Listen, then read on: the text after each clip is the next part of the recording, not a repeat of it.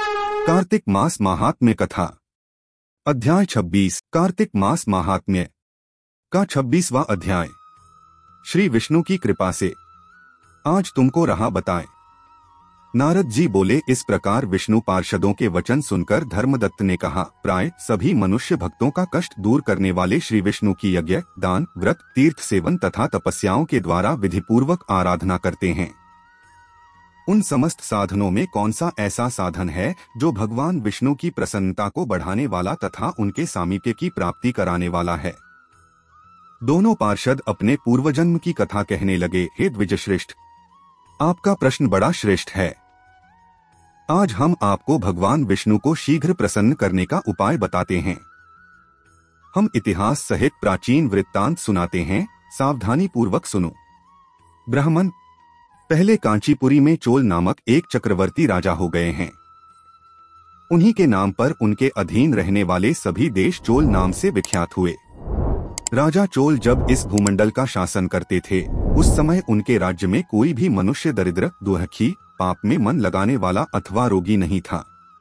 एक समय की बात है, राजा चोल अनंतशयन नामक तीर्थ में गए, जहां जगदीश्वर भगवान विष्णु ने योग निद्रा का आश्रय लेकर शयन किया था। वहां भगवान विष्णु के दिव्य विग्रह की राजा ने विधिपूर्वक पूजा की। दिव्य मणि, मुक्ताफल तथा सुवर्ण के बने हुए सुंदर पुष्पों से पूजन करके साष्टांग प्रणाम किया। प्रणाम करके ज्यों ही बैठे, उसी समय उनकी दृष्टि भगवान के पास आते हुए एक ब्राह्मण पर पड़ी जो उन्हीं की कांची नगरी के निवासी थे। उनका नाम विष्णुदास था। उन्होंने भगवान की पूजा के लिए अपने हाथ में तुलसी दल और जल ले रखा था। निकट आने पर उन ब्राह्मण ने विष्णु सूक्त का पाठ करते हुए देवाधिदेव भगवान को स्नान कराया और तुलसी की मंजरी तथा पत्तों से उनकी विधिवत पूजा की।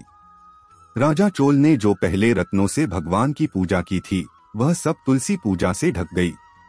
यह देखकर राजा कुपित होकर बोले, विष्णुदास, मैंने मणियों तथा सुवर्ण से भगवान की जो पूजा की थी, वह कितनी शोभा पा रही थी, तुमने तुलसी दल चढ़ाकर उसे ढक दिया।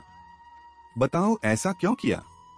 मुझे तो ऐसा जान पड़ता है कि तुम दरिद्र और गंवार हो, भगवान विष्णु की भक्ति को बिल्कुल नहीं जानते। राजा की यह बात सुनकर द्विजश्रेष्ठ विष्णुदास ने कहा, राजन, आपको भक्ति का कुछ भी पता नहीं है, केवल राजलक्ष्मी के कारण आप घमंड कर रहे हैं। बतलाइए तो आज से पहले आपने कितने वैष्णव व्रतों का पालन किया है? तब नृपश्रेष्ठ चोल ने हंसते हुए कहा, तुम तो दरिद्र और निर्धन हो, तुम्हारी भगवान विष्णु में भक्ति ही कितनी है। तुमने भगवान विष्णु को संतुष्ट करने वाला कोई भी यज्ञ और दान आदि नहीं किया और न पहले कभी कोई देव मंदिर ही बनवाया है।